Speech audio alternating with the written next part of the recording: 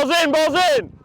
Tell me a little bit about this drill and kind of what you guys are working on. So this is just 6 versus 6, offense versus defense, like game simulation, but only on half our side of the field. So it's half field, live gameplay. So we're running our offense versus our defense and seeing if we can kind of pick it apart and find some holes and fill them in for tomorrow. Perfect. How important is it for them to kind of run these like live simulation type things? Very important. The drills that we do without the defense, without the offense, only get us so far.